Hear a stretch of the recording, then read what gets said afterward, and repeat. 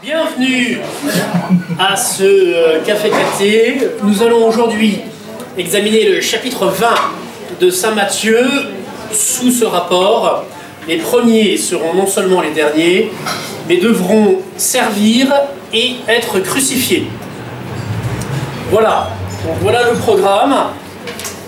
Et je vous propose de lire le début de l'évangile du jour. Le royaume des cieux est semblable à un maître qui sortit de grand matin afin d'embaucher des ouvriers pour sa vigne. Étant convenu avec les ouvriers d'un denier par jour, il les envoya à sa vigne. Il sortit vers la 3e heure en vit d'autres qui se tenaient sur la place sans rien faire. Il leur dit : « Allez vous aussi à ma vigne, et je vous donnerai ce qui est juste. » Nous avons donc ici, comme dans beaucoup d'autres endroits de l'Évangile, une série d'images de ce qu'est le royaume des cieux, le ciel, le paradis. Et souvent, on se demande, à juste titre, c'est une bonne question, mais à quoi ressemble le ciel?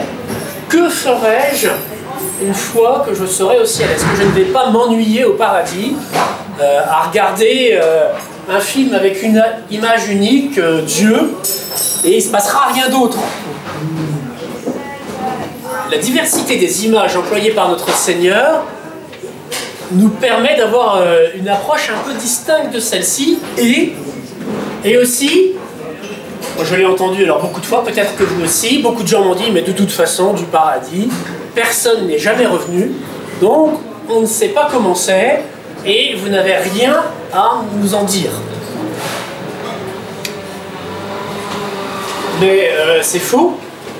Certaines personnes sont revenues du paradis, ou certaines personnes ont vu le paradis et en ont fait un descriptif après cette vision. D'abord, pour le paradis, oui, pour l'enfer aussi, et pour le purgatoire, pareil.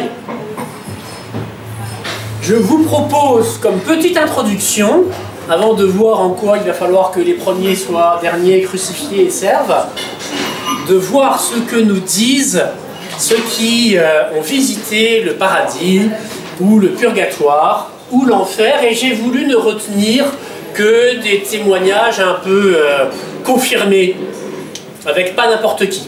Vous pourrez voir, si ça vous intéresse, ne vous en privez pas, sur YouTube et consorts, de nombreuses vidéos sur les personnes ayant vécu des expériences de mort imminente, de NDA comme on dit aujourd'hui, et qui vous disent: j'ai vu une grande lumière, et puis j'étais dans un état de grande joie, j'ai vu Jésus, ou j'ai vu ma grand-mère, etc.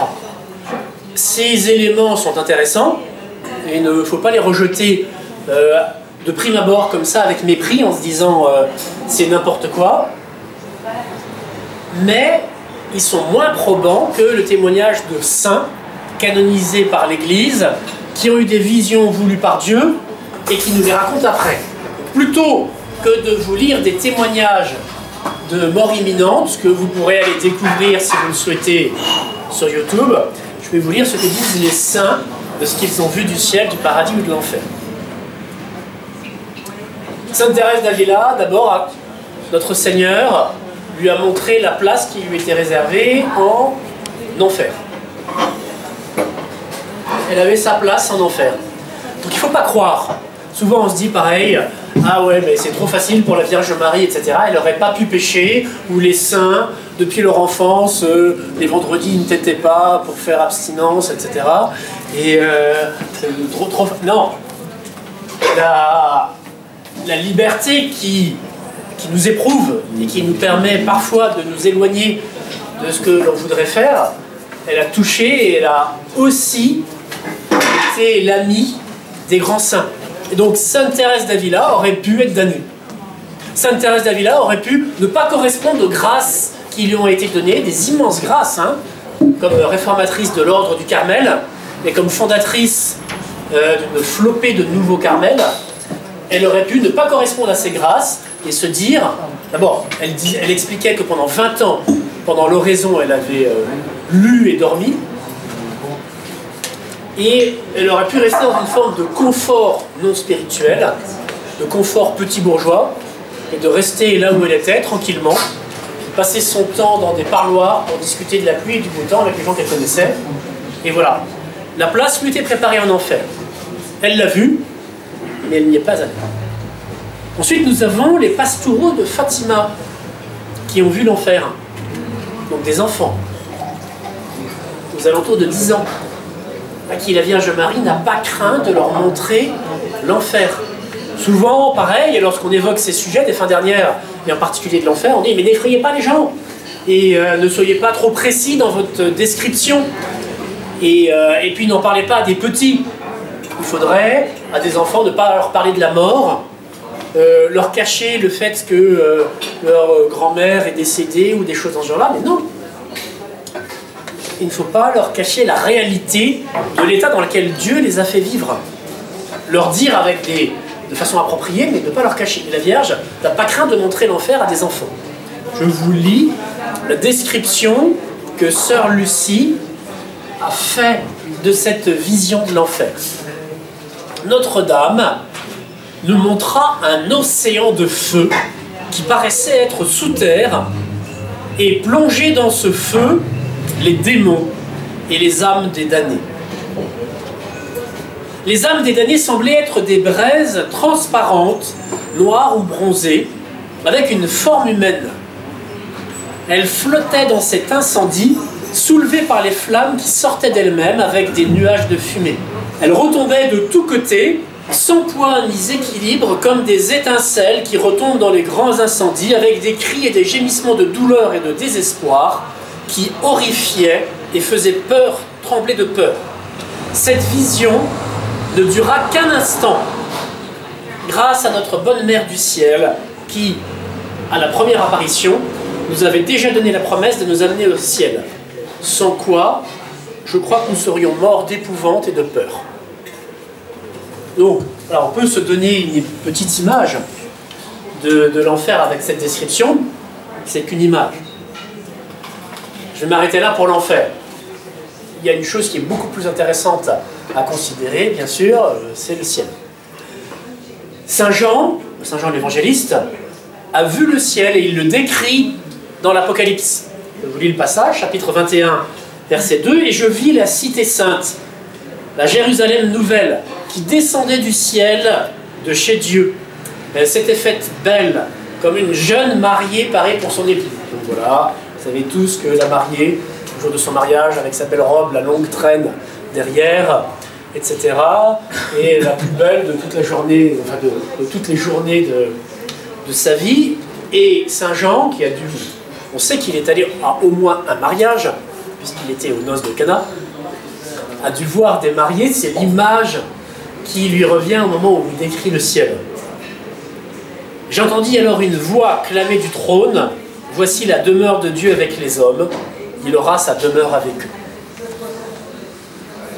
C'est intéressant, hein, ce petit passage qui vient un peu en surimpression de toutes les images que Jésus va employer pour le ciel. Il va le comparer un peu plus tard à une journée de noces, un repas de noces où un roi invite des invités pour le mariage de son fils. Donc, toujours ces notes de joie, d'abondance, de beauté qui sont majeures. Que dit Benoît Rancurel? Alors, on va faire petit test de culture religieuse. Benoît Rancurel est une visionnaire qui a vu la Sainte Vierge Marie quelque part, qui est capable de me dire où. Au Los. Très bien, voilà. Très bien, donc, au Los, en 1698, Benoît Rancurel, en plus de voir la Vierge, a eu certaines visions.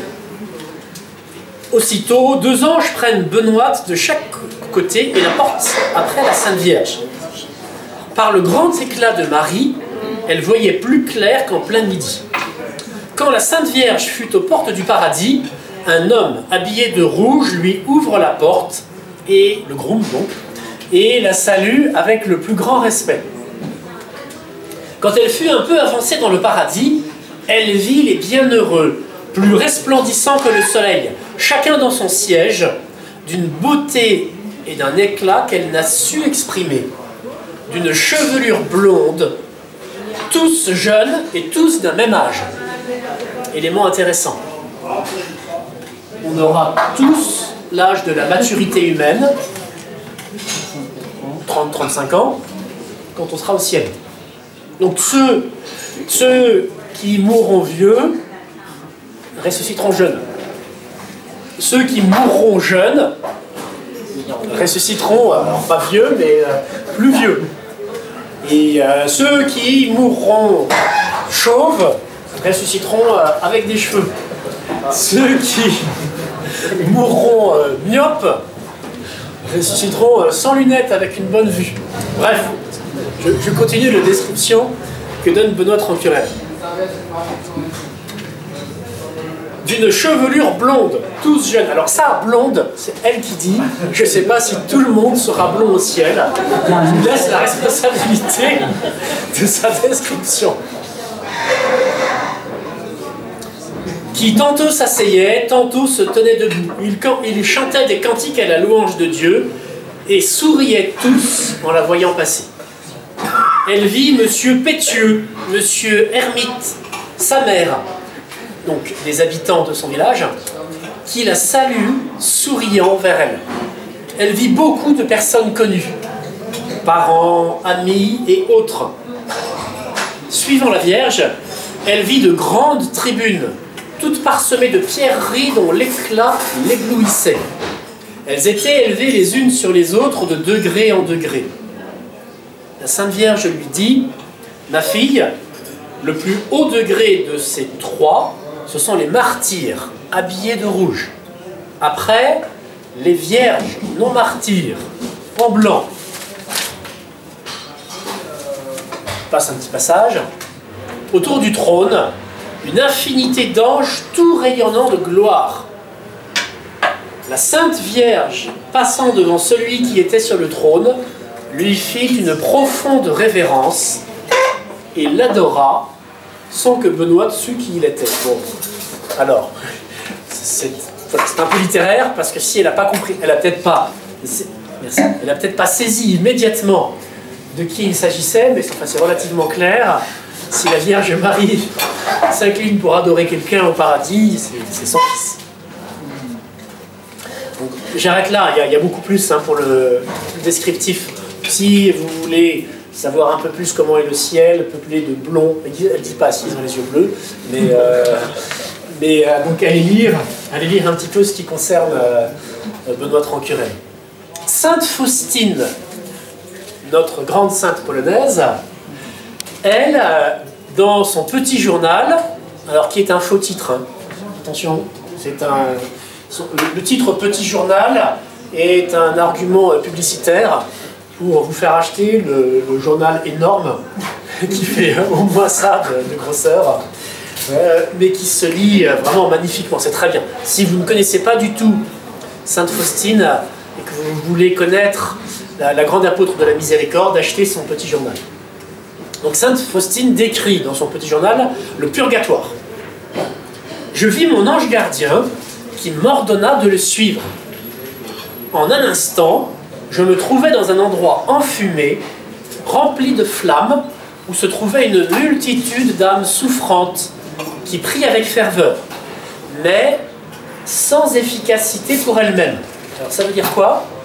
Qu'elles prient pour des autres, mais elles ne prient pas pour elles. Leur prière ne leur permet pas d'être délivrées des souffrances qu'elles connaissent. Nous seuls pouvons les aider. Les flammes qui les brûlaient ne me touchaient pas. Mon ange gardien ne me quittait pas un seul instant. Et je demandais à ces âmes quelle était leur plus grande souffrance. Elles répondirent d'un commun accord que c'était la nostalgie de Dieu. J'ai vu la Sainte Vierge visitant les âmes du purgatoire. La Sainte Vierge n'est pas au purgatoire. Elle vient consoler les âmes du purgatoire. Elle l'appelle, ces âmes du purgatoire, étoile de la mer, Marie Stella. Elle leur apporte du soulagement. Je voulais encore leur parler, mais mon ange gardien m'avait déjà donné le signal du départ. Nous sortions de cette prison de douleur quand Dieu a dit « Ma miséricorde ne veut pas cela, mais la justice l'exige. Donc, la justice exige que, au purgatoire, nous réparions les fautes ou les choses qui n'étaient pas justes de notre vie. Ensuite, au-delà de la justice, il y a bien la miséricorde de Dieu, que nous pouvons nous-mêmes appliquer aux âmes du purgatoire, en priant pour elles, en offrant des petits sacrifices, ou le mieux, en célébrant des messes pour elles. La miséricorde de Dieu s'applique évidemment au purgatoire. Elle s'applique partout, même en enfer. Elle s'applique au purgatoire par des remises de ce que la justice exige. Alors, Sainte Catherine de Gênes a vu aussi le purgatoire. Les âmes qui sont en purgatoire ne peuvent vouloir ni désirer autre chose que d'y demeurer paisiblement, parce qu'elles savent qu'elles y sont par un ordre très équitable de la justice de Dieu. Elles ne s'occupent qu'à considérer avec quelle bonté Dieu se conduit envers les hommes pour les attirer à lui. Elles ne peuvent ni vouloir ni désirer autre chose que l'accomplissement de la volonté de Dieu, qui est lui-même cette pure charité de laquelle elles ne peuvent s'éloigner. Elles sont plongées dans la charité divine, elles contemplent bien que Dieu fait aux âmes sur terre. Voilà. Les âmes endurent dans ces lieux des tourments grands et terribles. L'âme est tellement embrasée du désir qu'elle a de posséder Dieu et d'être transformée en lui, que c'est en cela que consiste son principal tourment du purgatoire. Elle ne considère pas toutes ses pensées ni toutes ces flammes qui l'environnent. Ce qui la tourmente et la brûle davantage, c'est cette ardeur violente qu'elle a de jouir de Dieu, sans pouvoir la satisfaire, c'est-à-dire sans la vision complète. L'âme, de son côté, se sentant si intimement attirée par son Dieu, est toute pénétrée d'amour et se fond dans l'amour de ce feu divin. Je ne crois pas qu'après la fée, et ça c'est le passage, je dirais, le plus important qu'on peut lire sur le purgatoire et qui est très consolant. Je ne crois pas qu'après la félicité des saints du paradis, il puisse exister une joie comparable à celle des âmes du purgatoire. Ah oui, elles ont des peines sensibles, mais elles ont une joie surnaturelle extrêmement forte. Pourquoi? Elles sont certaines d'aller voir Dieu, et elles sont certaines de l'amour que Dieu a pour eux, et elles voient l'effet de cet amour. Une incessante communication de Dieu rend de jour en jour leur joie plus vive, et cette communication devient de plus en plus intime à mesure qu'elle consume dans ses âmes, quoi? L'obstacle qu'elle y trouve. Qu'est-ce qui fait que ces âmes sont au purgatoire? C'est qu'il y a un obstacle à l'amour de Dieu en elles. Or, cet amour et ce feu que Dieu met dans ces âmes détruit au fur et à mesure l'obstacle jusqu'à ce qu'il n'y en ait plus. Dieu respecte cette volonté des damnés de ne pas être avec lui. Imaginez l'horreur. Vous avez quelqu'un qui vous considère comme il vous considère comme son meilleur ami. Mais cette personne vous est extrêmement à charge. Dès que vous la voyez, vous ne supportez pas son odeur, son habillement, ses paroles, ses sujets de conversation, etc. Et donc, vous ne voulez qu'une seule chose, c'est ne pas la voir. Si on vous disait, tu vas passer l'éternité avec cette personne, vous seriez modérément satisfait. Bien, maintenant, vous remplacez cette personne qui vous déplaît pour des choses qui sont peut-être secondaires. Bien, Dieu est considéré par certaines personnes comme un empêcheur de vivre en liberté. Parler avec des gens qui voient Dieu comme une espèce de tyran qui impose son amour ou son mode de vie, etc., pour eux, ça leur est extrêmement à charge, à tel moment de leur vie, par exemple, de considérer qu'on puisse leur imposer l'éternité avec Dieu.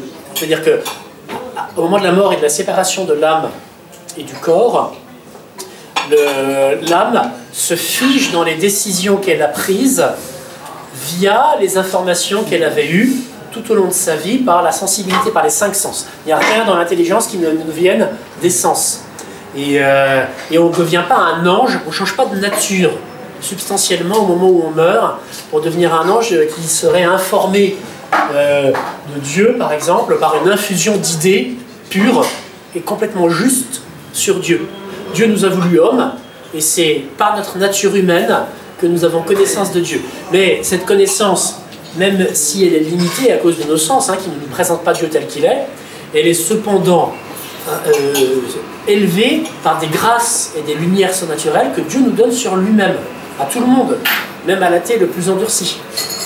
Cet athée a eu des lumières qui lui ont présenté Dieu et le commerce avec Dieu à un moment de sa vie. Et c'est très librement qu'il a dit non, en connaissance de cause. Voilà. Donc, après, Dieu ne va pas détruire ce que cette personne a déterminé dans son fort interne. Je ne veux pas de Dieu. Dieu va respecter cette liberté, parce que c'est un élément extrêmement important. Sinon, l'homme perdrait sa nature humaine. Et si on peut considérer, rien ne nous empêche de le croire, par exemple, qu'il y a des chevaux au ciel. Dans la description qu'on fait tout le monde là, on n'a pas vu de chevaux, d'accord? Mais pourquoi il n'y en aurait pas?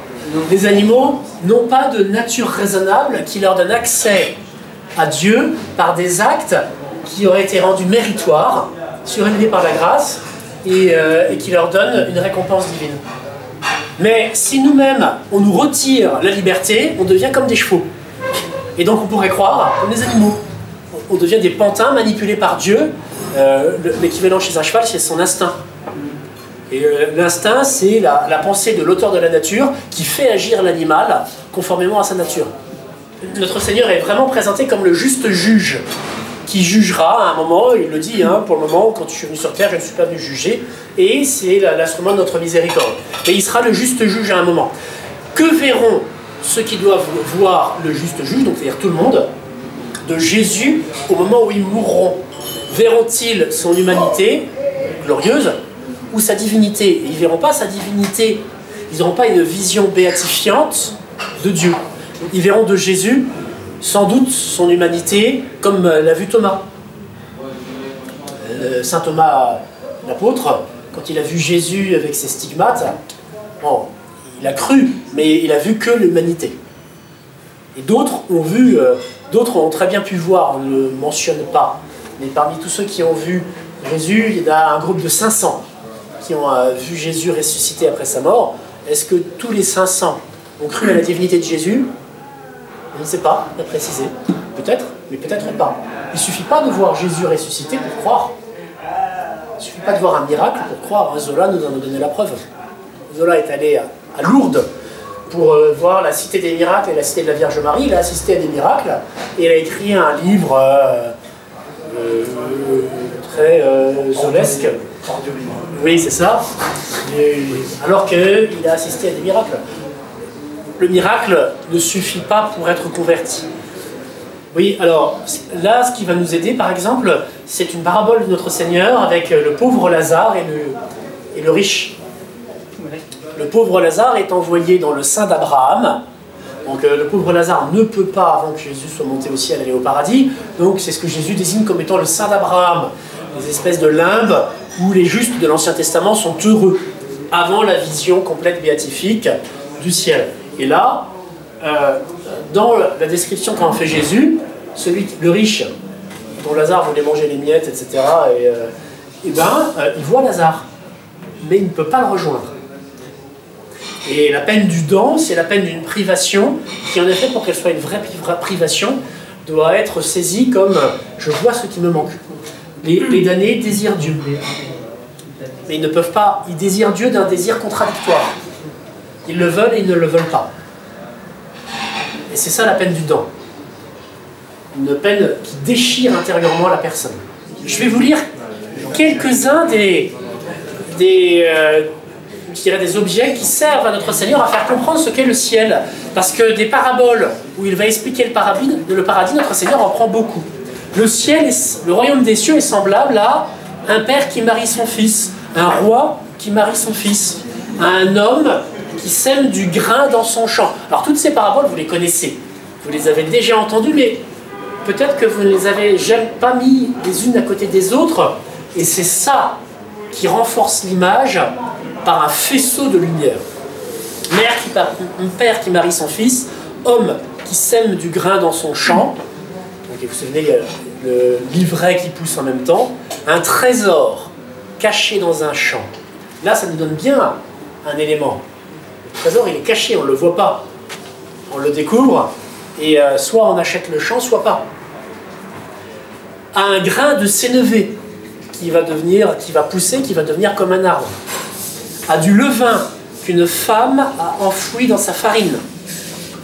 À un négociant en quête de perles fines et qui trouve une magnifique perle et il vend tous ses biens pour acheter la perle. Un filet qu'on jette en mer et qui ramasse du bon poisson et du mauvais poisson. Et on fait le tri. Tout ça, c'est principalement dans Saint Matthieu au chapitre 13. Alors, revenons à notre descriptif. Là, on a un maître de maison. Le royaume des cieux est semblable à un maître de maison qui embauche des ouvriers pour travailler dans sa vigne. Ah. Et l'image employée par notre Seigneur n'est pas anodine. La vigne est un thème de l'Ancien Testament qui revient et qui désigne quoi? Qui désigne Israël. Une vigne a été transportée d'Égypte en Terre Sainte, etc. C'est un thème qu'on revoit dans les psaumes et dans d'autres endroits. Donc c'est l'image d'Israël dans l'Ancien Testament, et là on comprend que cette vigne, c'est maintenant l'image du nouvel Israël, qui est la Sainte Église catholique romaine. Dieu donc fait travailler les gens dans sa vigne, soit donc dans l'Église. Donc on n'est pas là pour être Club Med, une fois qu'on est catholique, il y a du boulot dans notre Église. Contre un salaire, on attend une récompense. Le travail n'est pas vain. Au terme de ce travail, on va recevoir quelque chose. L'image est très claire, tant pour nous aujourd'hui que pour les Palestiniens de son époque. Donc les ouvriers palestiniens se retrouvaient, comme c'est décrit là, sur la plage centrale du village ou de la ville, pour ceux qui étaient des ouvriers agricoles qui se louaient à la journée, des journois, comme on disait en ancien français. Donc si vous connaissez des gens qui s'appellent journois, c'est des descendants d'ouvriers agricoles se louant à la journée. Et j'ai de telles personnes dans ma famille, c'est pour ça que je connais.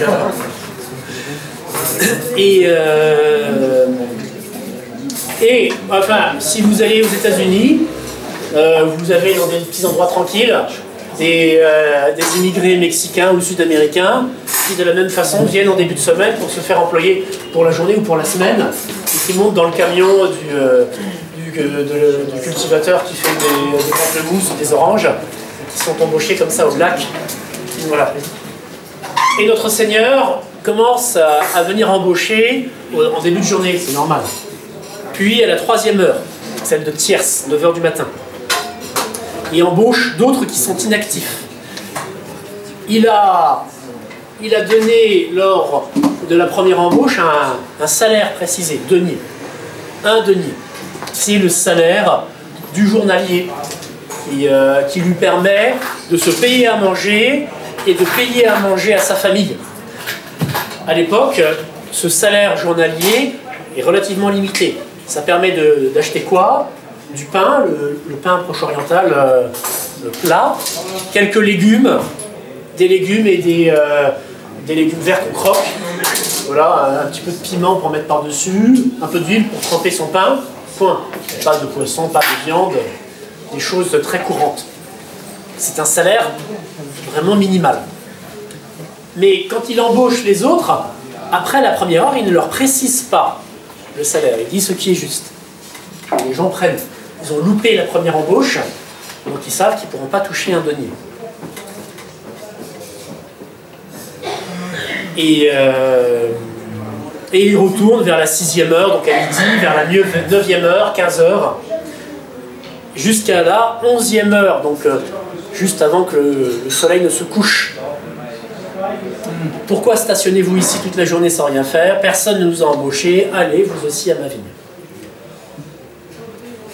Donc, le soir, le maître de la vigne dit à son intendant, c'est pas lui qui va régler, c'est son intendant.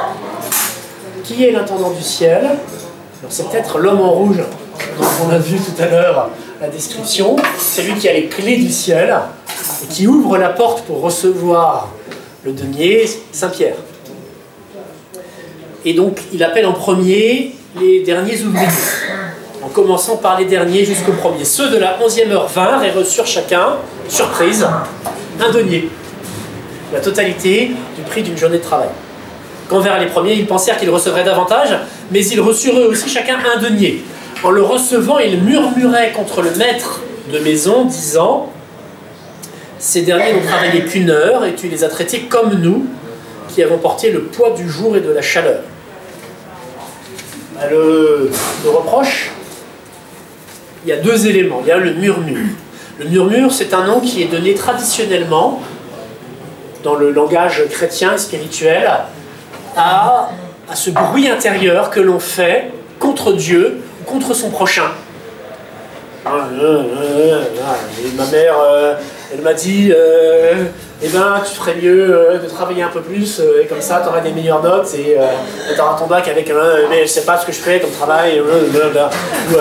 Voilà, le murmure, c'est cette espèce d'acide intérieur qui nous fait revenir sur ce qui nous a touchés, qui nous a peut-être blessés, et qui le retraite, donc qui le multiplie.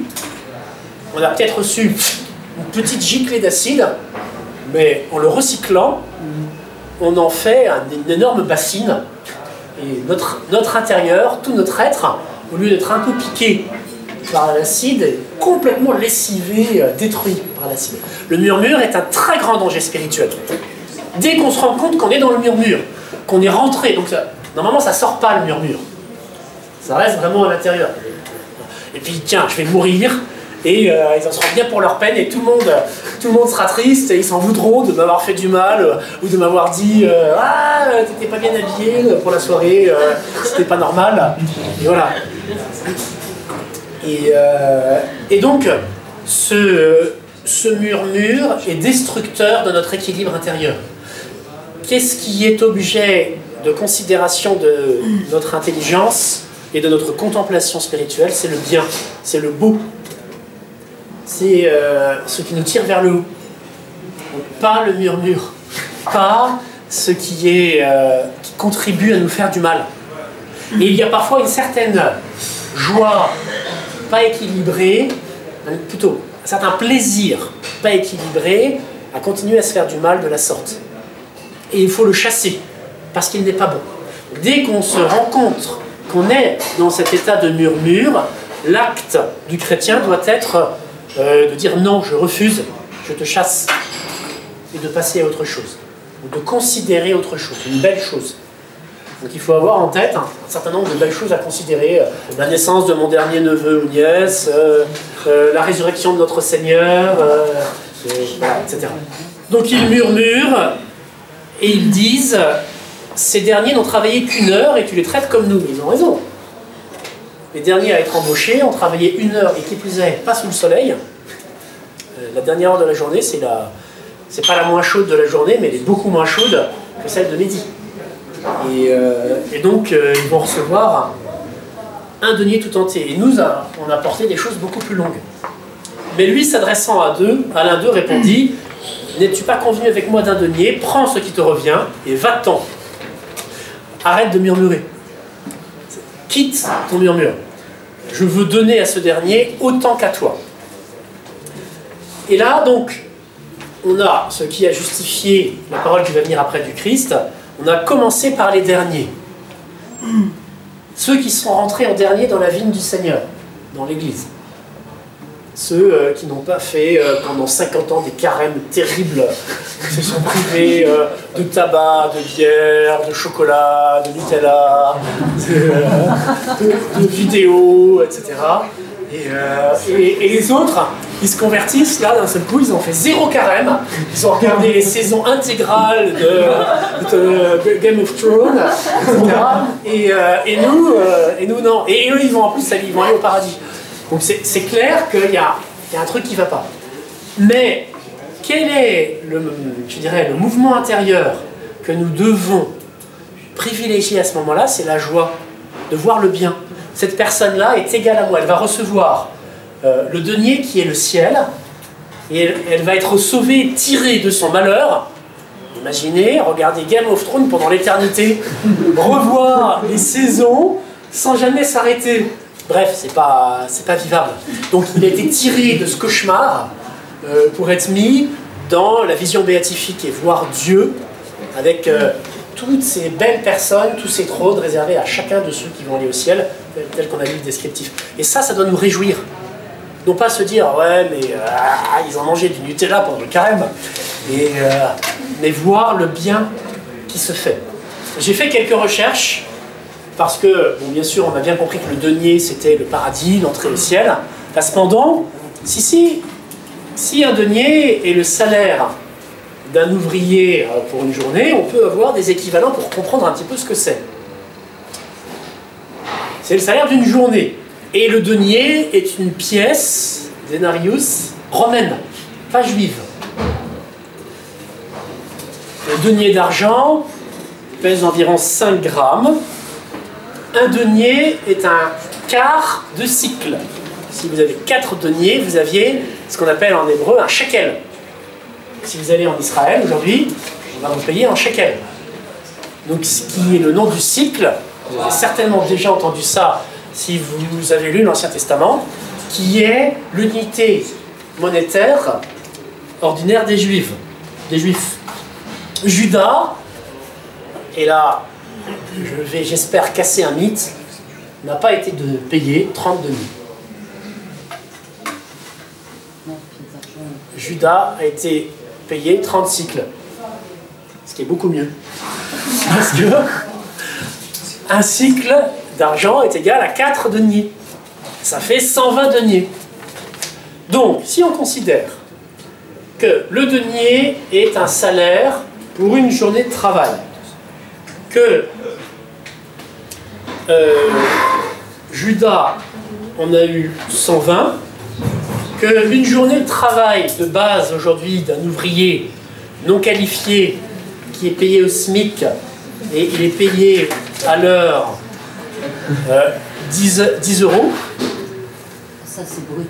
Oui, c'est brut, c'est brut, bien sûr. Mais à l'époque, ils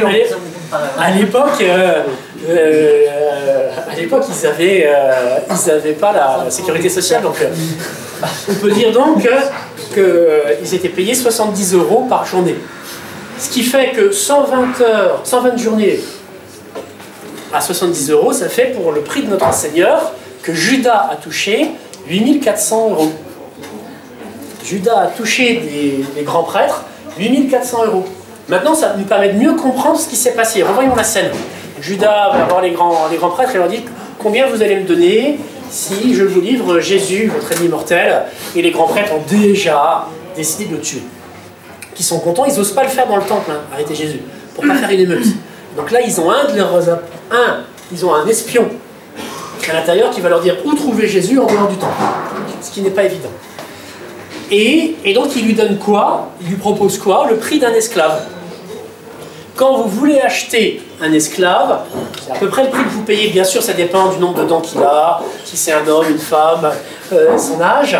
Mais par contre, la loi juive dans le Lévitique détermine que si on tue un esclave, ça sera toujours 30 cycles d'argent qu'on devra payer à 100 mètres. Quel que soit l'état. Que va faire Judas? Il va revenir sur lui-même et il va se dire j'ai livré un sang innocent. Il ne veut pas lui demander pardon à Jésus, mais l'argent lui brûle les mains. Donc on sait que c'est lui qui tenait la bourse et qui volait dans la bourse. Mais cependant, cet argent lui brûle les mains, qui va le rendre au grand prêtre, qui refuse de le prendre. Ah non, on ne peut pas. Ah, on est désolé. Et donc il me le jette dans le sanctuaire. Et là, il doit être ramassé, j'imagine, avec des pincettes, par les grands prêtres, qui vont acheter un champ pour enterrer les étrangers qui meurent à Jérusalem. Le champ du potier. Ce qui fait l'application d'une prophétie, et on a estimé mon prix, pour le prix duquel on a donné le champ du potier. C'est tiré d'Ézéchiel, je crois. Et donc, avec ce prix-là, 8400 euros, les grands prêtres ont acheté un petit champ à la sortie de Jérusalem qui a servi de cimetière. Et on voit que les prix sont relativement cohérents. Pour 8400 €, vous pouvez avoir une belle pièce de terre. Mais continuons un petit peu dans nos observations monétaires. Si le denier est égal à 70 €, notre Seigneur va employer à certains moments, d'autres unités monétaires dans des récits qu'il va faire. Par exemple, il va parler d'un homme qui a emprunté de l'argent au roi et qui n'est pas capable de lui rembourser. De quelle somme s'agit-il? Il s'agit de talents en or. Notre Seigneur va réutiliser, c'est donc un lingot, hein, notre Seigneur va réutiliser ce mot de talent au moment de la parabole du talent. Il donne à chacun, selon ses capacités, 1, 3, 5 talents. Un talent, c'est égal à 60 mines. Bon, ça ne vous dit rien pour le moment, mais une mine est égale à 50 cycles. Donc, faites la multiplication, et un talent pèse 45 kg. Un talent en or, donc il peut être en argent, il peut être en fer, mais un talent en or, c'est 45 kg d'or. Aujourd'hui, j'ai regardé, j'ai pas regardé aujourd'hui, j'ai regardé avant-hier. Le cours de l'or, donc un lingot d'or d'1 kg, vaut 32 500 €. Si vous avez un lingot de 45 kg, un talent, vous avez donc 32 500 fois 45, ça fait 1 462 000 €. Okay. Le serviteur a emprunté au roi combien de talents? 10 000. 10 000 talents. 10 000 fois 1 460 €. Ça nous amène à 14,6 milliards d'euros. Voilà. Dans la parabole du serviteur, il y en a un qui ne croit pas, qu'il veut vérifier là. Donc, dans la parabole du serviteur, on voit qu'il emprunte, il n'y a qu'un roi qui peut avoir une somme pareille. Et qu'il emprunte une somme qu'il est évidemment, s'il l'a dépensée, incapable de rembourser. En face de lui, quand il sort, quand le roi lui a dit « Ok, je te remets cette somme immense », l'image est employée par notre Seigneur pour figurer la miséricorde, la remise de nos péchés. Pour montrer que rien ne pourrait nous obtenir la remise des péchés si ce n'est cette action de Dieu. Quand l'homme sort, il rencontre un de ses collègues qui lui doit 100 deniers. Soit, c'est une somme conséquente quand même, hein, 7 000 €. C'est pas rien. C'est pas rien. C'est 100 deniers, ça fait 3 mois de travail. Et donc il le prend au cou, il le fait jeter en prison pour qu'il rembourse jusqu'à la fin. Mais donc voilà, nous voilà un petit peu renseignés sur les images, sur les réalités monétaires employées dans la Sainte Écriture et sur le denier que notre Seigneur veut donner. Il y a une image un peu symbolique. Dieu va donner au terme d'une journée de travail de quoi nous payer une journée de nourriture. Mais une fois qu'on est rentré dans le lieu où Dieu nous attend, il n'y a plus qu'une journée. Il n'y a jamais autre chose au ciel qu'une seule journée qui n'a ni matin ni soir, qui s'étend sans limite. Dieu, en donnant un denier, donne tout. Il ne se passe plus d'autres besoins que celui d'être face à Dieu. Alors, cependant, on voit donc cette réclamation des ouvriers qui ont travaillé, si vous calculez bien, 11 fois plus que les ouvriers de la dernière heure. Et ils pouvaient s'attendre à toucher donc peut-être 11 fois plus que le salaire des derniers.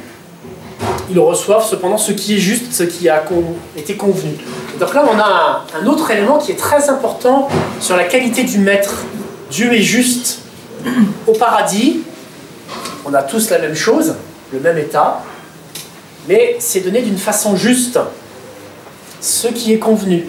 Pas plus, pas moins. Et on voit aussi dans cette réaction des ouvriers de la première heure quelque chose qui nous renseigne sur notre rapport à l'argent, le rapport au bien. En fait, ils ont ce dont ils ont besoin pour vivre le lendemain. C'est bien. Ils vont pouvoir manger le lendemain, eux et leur famille. C'est leur sort d'ouvriers journaliers. Mais que font-ils? Ils se comparent aux autres. Notre rapport au bien matériel ne dépend pas simplement de la valeur objective de ce qui nous est donné, mais de combien j'ai par rapport aux autres, par rapport à ceux qui ont moins ou ceux qui ont plus. Souvent d'ailleurs c'est par rapport à ceux qui ont plus. Et donc ça nous renvoie un petit peu à ces considérations sur le salaire. Vous voyez, je vais un petit peu plus loin, mais l'Église a porté des considérations dans différentes encycliques sociales sur la question du juste salaire ou du juste prix.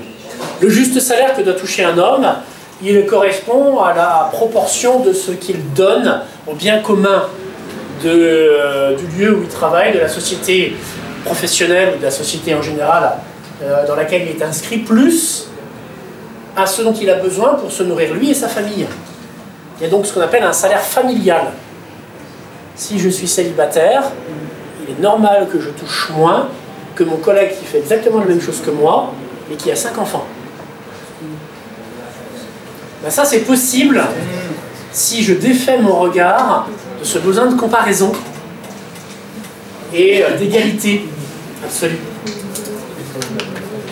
Et c'est compliqué. Dans notre société qui est marquée au sceau de l'égalitarisme le plus fanatique, c'est difficile à mettre en place. Ensuite, vous avez un footballeur qui va gagner 1 million d'euros par mois, qui fait du bien, bien sûr. Il détend un certain nombre de personnes qui le regardent jouer au football. C'est un vrai bien. Il ne faut pas le remettre en cause. Mais est-ce que ça justifie 1 million d'euros de salaire? Mais carrément pas. Bon, mais ce n'est pas le sujet principal de cette parabole, en tout cas. Et là, on a ce qui est donné, qui est le ciel. Et toujours cette question, celui qui était un jouisseur toute sa vie, qui se convertit sur son lit de mort, aura le droit d'aller là où moi je vais, alors que j'ai eu une femme acariate pendant toute ma vie, que j'ai supporté 10 ans d'adolescence de mes enfants x 5, avec un léger décalage, 30 ans de malveillance de ma belle-mère, et ainsi de suite. Bien. Alors, la conclusion de notre Seigneur, qui nous élève au-dessus de tout ça, c'est « Ne m'est-il pas permis de faire de mes biens ce que je veux? Ou ton œil sera-t-il mauvais parce que moi je suis bon ?» Et là, il désigne quoi? Des pires problèmes spirituels. Donc, vous avez une différence entre la jalousie et l'envie. L'envie, ça sera de vouloir toucher un peu plus, comme mon voisin. Celui qui a une 307 alors que moi je n'ai qu'une 306. Ça, c'est de l'envie. La jalousie, c'est d'être triste et rendu mauvais par le bien qui touche mon voisin. Je vois le bien chez mon voisin et ça va mettre le mal dans mon cœur et je vais grincer des dents de mon cœur intérieurement parce que mon voisin, il lui arrive des bonnes choses. Ça, c'est un des pires dommages spirituels qui peut nous arriver. Ne pas être capable de nous réjouir du bien qui arrive à notre prochain. Un vrai bien, j'entends. Ainsi, les derniers seront les premiers, et les premiers les derniers. Alors là, grande question. Comment bien comprendre cette phrase? Parce que là, elle s'applique immédiatement au salaire versé. Les derniers arrivés ont été les premiers à être payés. Mais au total, le salaire est le même. Donc il y a égalité. Ça ne change pas hein, pour tous les ouvriers. Ils touchent la même chose.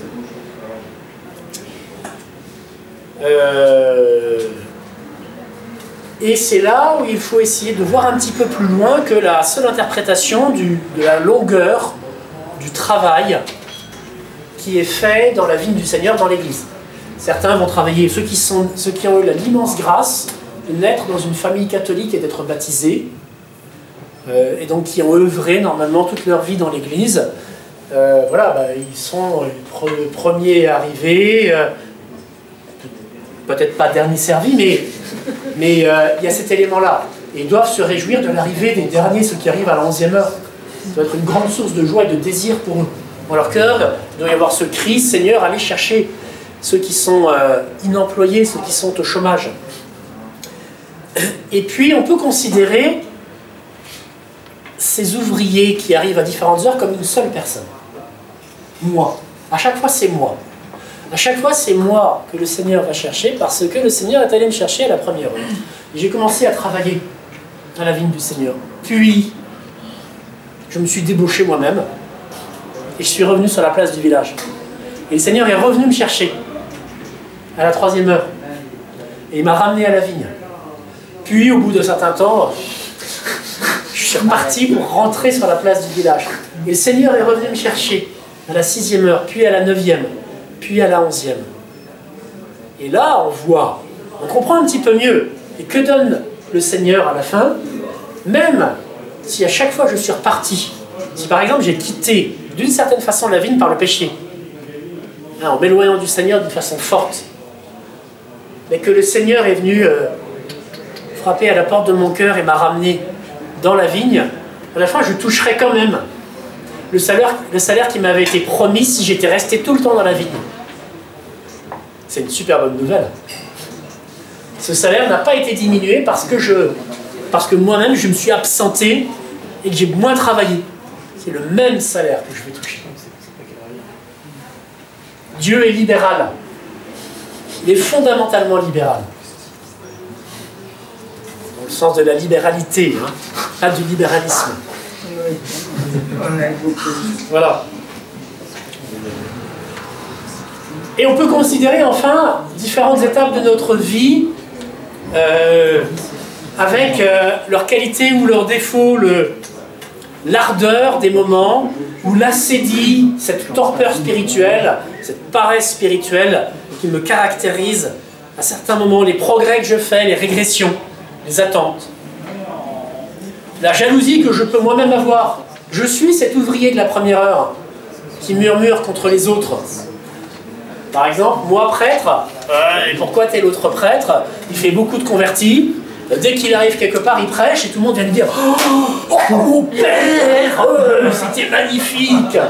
Et il va chercher tout le monde de sa famille. « Je vais chercher ma grand-mère pour qu'elle vous écoute, etc. » Moi, personne ne va chercher sa grand-mère pour m'écouter. Et ça peut être... voilà. Dans ma prière, quand j'essaye de faire oraison, je suis comme une bûche, je tire la langue et j'y arrive pas. Alors que je vois telle copine qui récite son chapelet, on a l'impression, pour elle, elle est déjà au ciel pendant qu'elle le fait. J'atteindrai peut-être cet état de grande facilité dans la prière, si précisément je ne le désire pas comme une espèce de récompense que Dieu doit me donner pour mes mérites. Et sans jalousie pour ce qui arrive de bien aux autres, en étant toujours content du bien spirituel qui arrive aux autres. Je vois quelqu'un dans mon entreprise qui réussit bien, mais tant mieux. Deo gratias. Deo gratias. Ça doit être le cri le plus commun dans mon cœur et qui remplace tout murmure.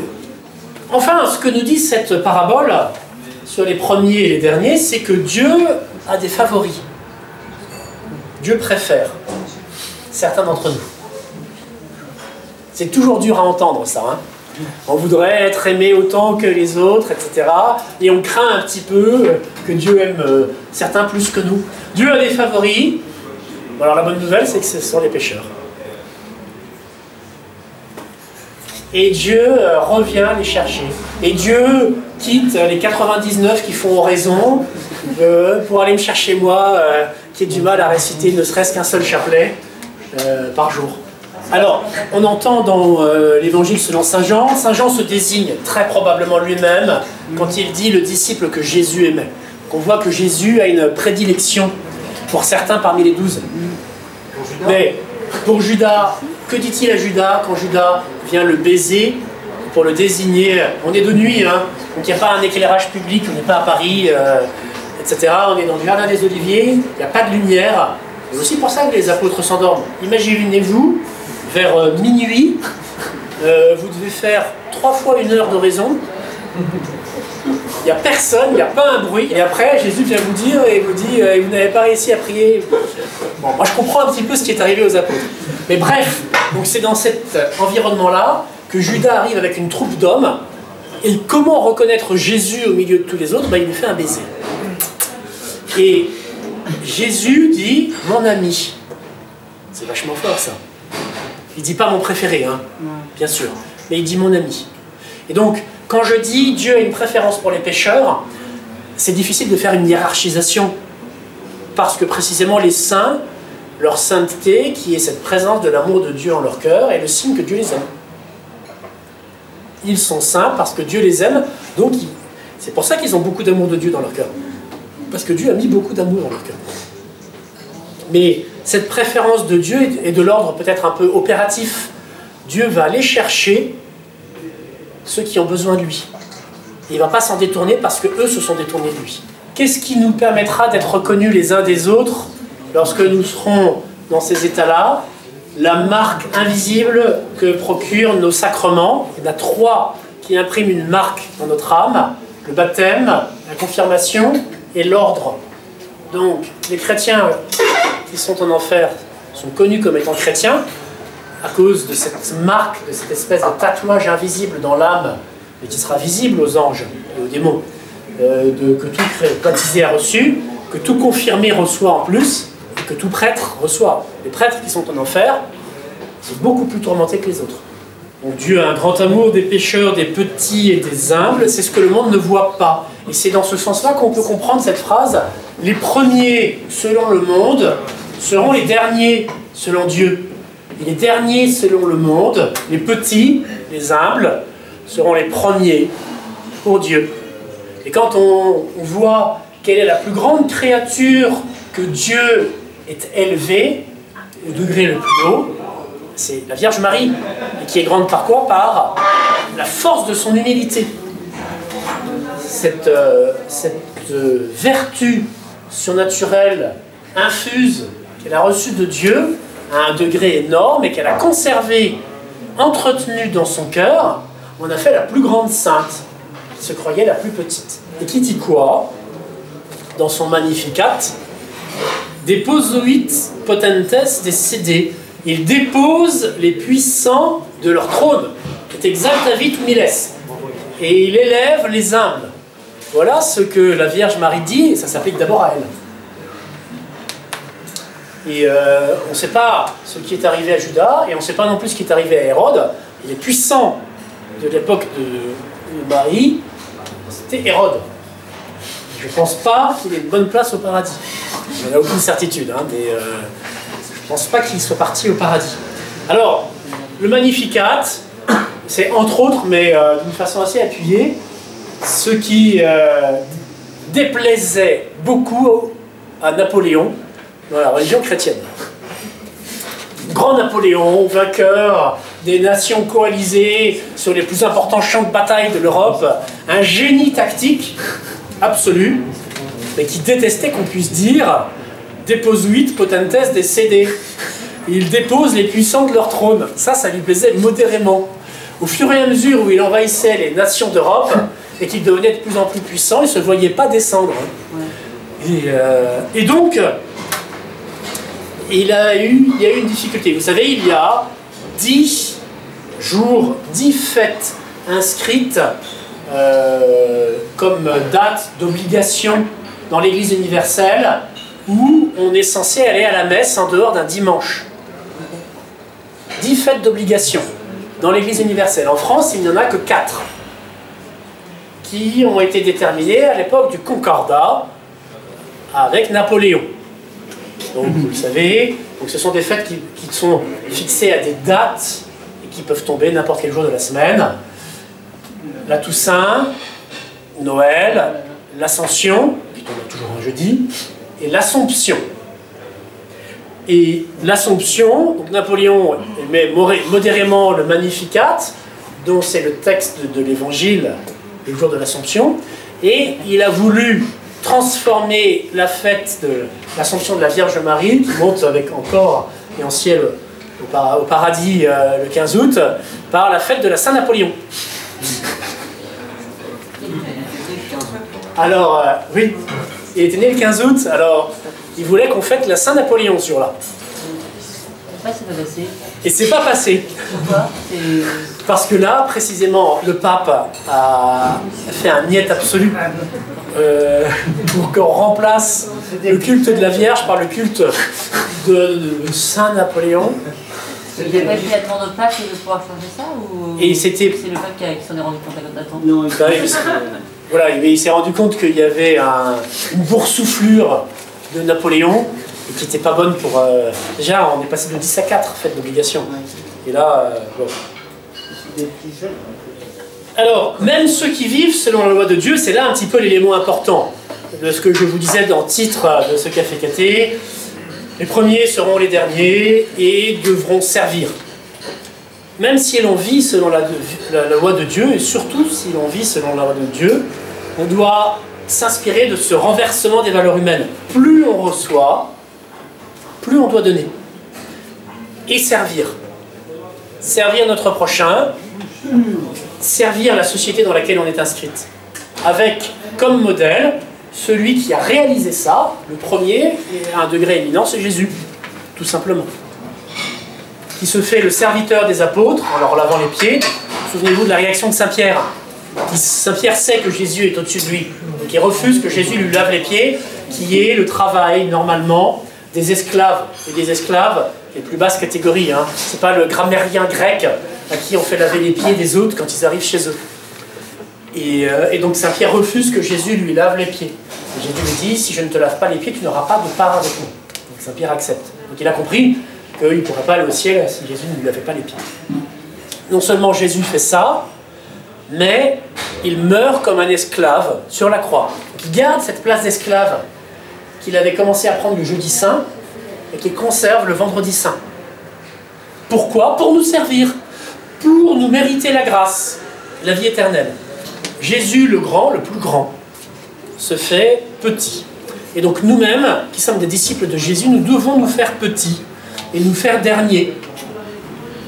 Comprendre que le pouvoir et la puissance qui existent, les talents, que tout à chacun reçoit, mais à des degrés différents, sont là non pas pour être à notre service, mais au service du prochain. Toujours. Servir, disait Sainte Catherine de Sienne, c'est régner. C'est par le service que je fais aux autres que je régnerai vraiment. Et les premiers seront les derniers, peut dans ce cas-là être compris de la sorte, les premiers se feront les derniers. Les premiers, ceux qui ont le plus reçu par la grâce, par Jésus, se feront les derniers. Comme Jésus, je vous lis la suite, comme Jésus allait monter à Jérusalem, il prit à part les 12 et leur dit en chemin, voici que nous montons à Jérusalem, et le Fils de l'homme sera livré aux grands prêtres et aux scribes, et ils le condamneront à mort, et ils le livreront aux gentils pour être bafoué, flagellé et crucifié, et il ressuscitera le 3e jour. Là, on a la 3e annonce de la Passion par notre Seigneur, et c'est pas simplement la 3e annonce de la Passion, c'est aussi l'annonce de sa résurrection. Ce qui nous rend un peu plus étrange, ou qui nous fait voir, bien, on a entendu, si nous avons été pieux et que nous avons été aux messes durant l'octave de Pâques, on a entendu tous les récits de la résurrection. Les disciples d'Emmaüs qui partent et qui disaient on attendait beaucoup de Jésus puis on a été hyper déçus. Et pourtant qui auraient dû entendre ça. Pareil pour Pierre et Jean. Ils l'ont entendu, mais ils ne l'ont pas compris. Alors, la mère des fils de Zébédée s'approcha de lui avec ses fils. Donc, qui est capable de me dire qui sont les fils de la mère de Zébédée? Jacques et Jean, très bien. Se prosterna pour lui faire une demande. Il lui dit, que voulez-vous? Donc elle commence, vous voyez, c'est très diplomatique. Elle arrive avec ses 2 fils derrière elle, pardon. Donc Jean est le plus jeune, mais il doit quand même avoir 16 ans. Jacques a peut-être au moins 20 ans. Elle a au moins 40 ans. Donc elle arrive avec ses 2 fils, une femme de 40 ans, qui tient quasiment par la main ses 2 fils, et qui arrive devant Jésus, qui fait une courbette. Voilà, c'est un peu énorme. Jésus lui demande, bon, d'accord, que voulez-vous? Ordonnez que mes 2 fils que voici siègent l'un à votre droite, l'autre à votre gauche dans votre royaume. En même temps, c'est beau, c'est un vrai acte de foi. Elle sait que Jésus est roi, il va avoir un royaume, et elle lui demande donc sa fils. Jésus répondit, vous ne savez pas ce que vous demandez. C'est gentil, hein, il aurait pu le dire autrement. J'imagine très bien ce qu'on aurait pu dire à la femme de Zébédée. Pouvez-vous boire le calice que moi je dois boire? Et là, il ne parle plus à la femme de Zébédée. Ils répondirent, nous le pouvons. Ça, c'est Jacques et Jean. C'est comme si, comme s'ils avaient compris que Jésus parlait d'un calice rempli de bière. Oui, oui, bien. Ils disent très rapidement oui. Hein. Il leur dit, vous boirez en effet mon calice. Donc le calice de Jésus, c'est sa passion. Les 2 apôtres vont vivre la passion de Jésus. Quant à siéger à ma droite ou à ma gauche, il ne m'appartient pas de l'accorder. C'est pour ceux pour qui mon Père l'a préparé. Voilà, alors on en a une mère, c'est arrivé un certain nombre de fois dans l'histoire de l'Église, une mère qui a la vocation pour ses fils. Alors la vocation de la première place au ciel, mais ça veut quand même dire voilà, elle veut des choses à la place de ses fils, et manifestement ses fils qui ont quand même 16 et 20 ans sans doute au minimum, ils auraient pu être capables de le demander eux-mêmes. Donc là c'est elle qui a pris l'initiative, mais ils étaient d'accord, parce qu'ils étaient quand même à droite et à gauche. Bon, c'est évidemment toujours difficile à bien voir ça. C'est-à-dire que qu'est-ce qui, dans mes actes humains, tient de ce qui n'est pas libre en moi? À cause de l'environnement familial que j'ai reçu, à cause de telle infirmité physique, et des personnes qui, par exemple, ont une facilité à la tristesse, donc au murmure, parce qu'ils ont un tempérament mélancolique. Ils ne l'ont pas choisi. Ils sont nés comme ça. Et cette facilité à la tristesse, elle n'est pas pour le coup morale, elle n'est pas libre. Et donc elle ne leur vaut pas une condamnation de la part de Dieu. C'est parce que la personne va être libre qu'il pourrait y avoir un acte amoral ou moral. Et là, il ne l'est pas. Et donc, pour ceux qui vont aller au ciel, dans tous les cas, moi je ne sais pas, quand je dis qu'avec des volontaires au ciel, c'est une formule, bien sûr je ne la répète pas de la Sainte Écriture, elle n'est pas dans la Sainte Écriture. Mais ce qu'il y a dans la Sainte Écriture et qui revient toujours, c'est qu'il y a une liberté pour faire le bien et pour faire le mal. Et que c'est sur ce choix-là, entre ceux qui ont fait du bien et qui se sont rendus bons par le bien qu'ils font, ceux qui ont fait du mal et qui se sont rendus mauvais par le mal qu'ils font, que le jugement s'effectuera par Dieu. Par exemple, dans la parabole du filet qui ramasse des poissons, les pêcheurs, ils trient le poisson.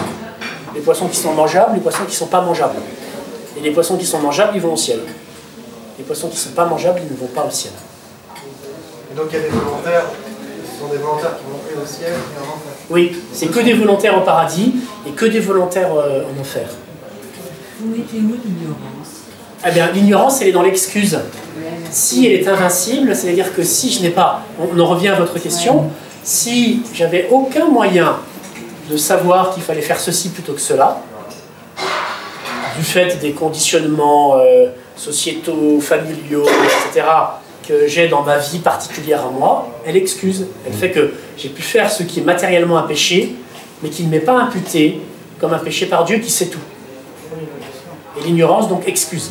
On a tous la raison qui est là, précisément, comme le crible, qui est cet acte de la conscience qui nous fait savoir ce qui est bon et ce qui est mal.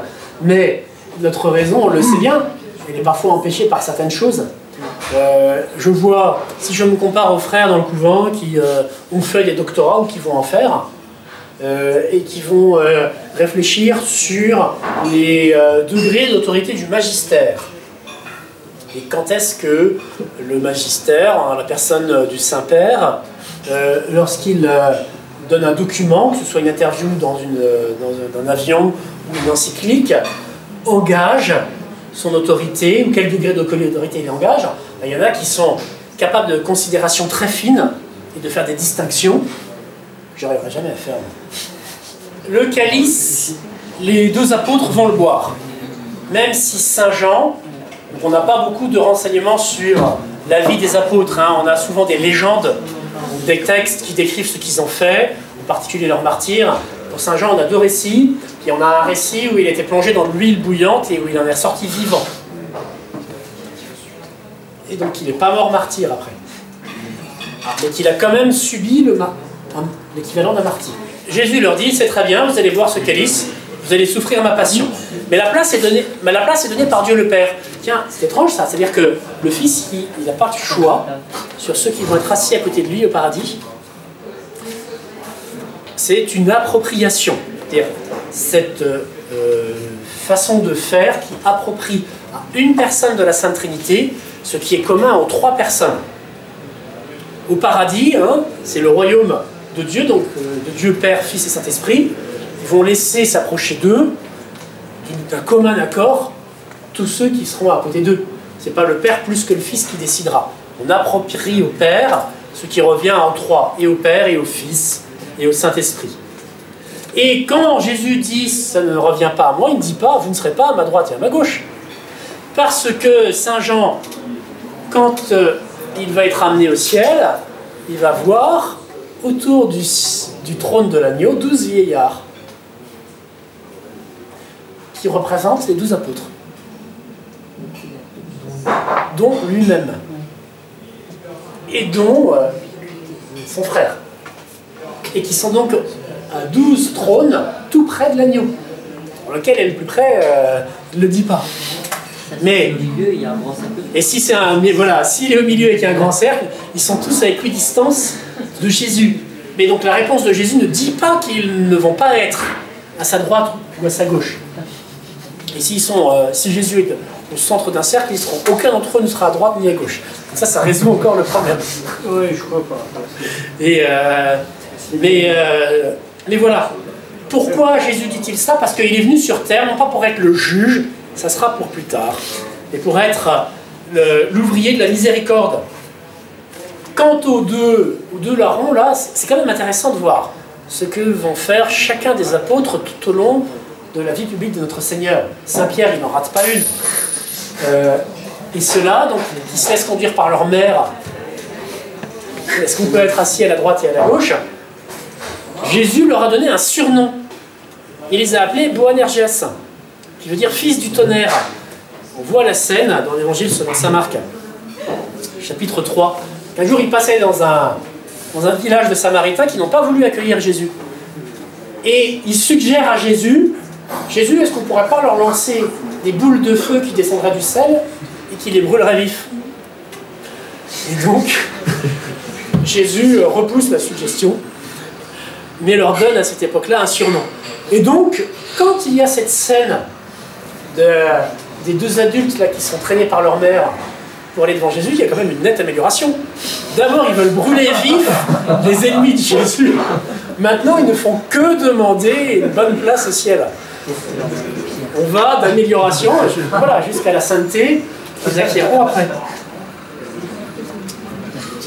Ayant entendu cela, les 10 autres s'indignèrent contre les 2 frères.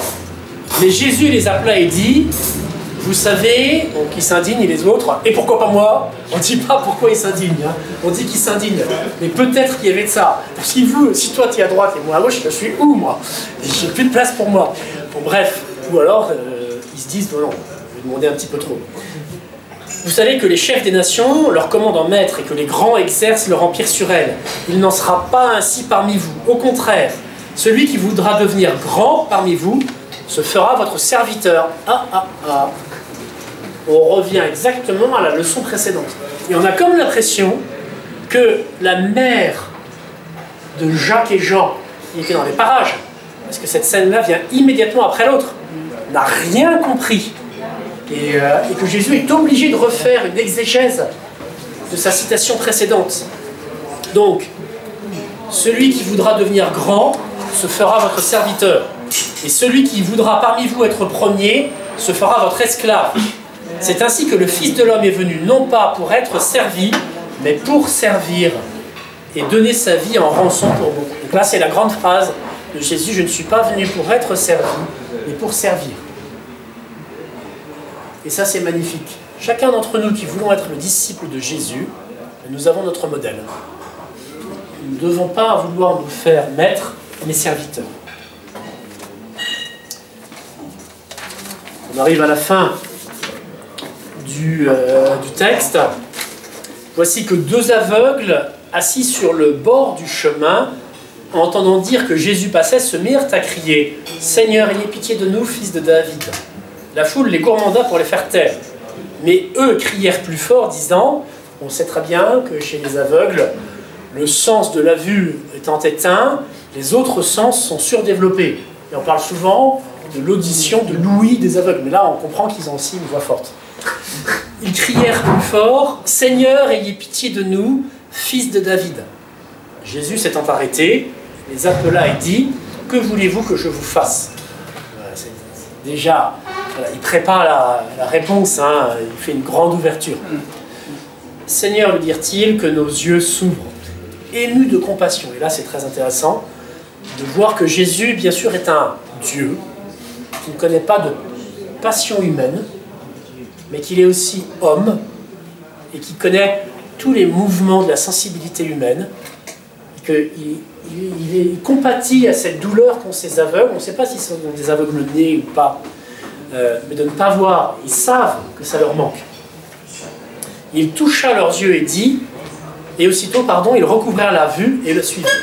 Donc on sait, chez saint Luc, qu'un des deux aveugles s'appelle Bartimée. Et qu'est-ce qui déclenche chez Jésus ce désir de les guérir? Ce n'est pas simplement leur handicap, mais c'est aussi cet acte de foi. Il appelle Jésus fils de David, qui est un titre messianique. Ils reconnaissent en Jésus le Messie. Donc ils ont la foi, et à raison de cette foi, Dieu leur donne la vue. Pourquoi? Pour qu'ils fassent exactement ce qu'ils font immédiatement. Ils le suivent, ils deviennent des disciples de Jésus. La vue leur est donnée en vue d'un bien spirituel beaucoup plus grand qui va suivre. Ils ont déjà la foi, mais en suivant Jésus, ils vont ne faire que croître dans cette foi et dans la charité. Et ils sont une belle image de notre état spirituel. Nous sommes très souvent des aveugles qui savons que Jésus est le Messie. Et nous devons crier dans notre cœur « Jésus, fils de David, ayez pitié de nous ». Et alors, il nous transformera.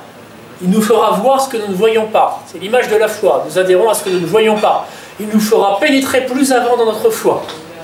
Et parce que nous aurons pénétré plus avant dans notre foi, alors nous suivrons Jésus d'une façon encore plus ferme que nous ne le faisons aujourd'hui.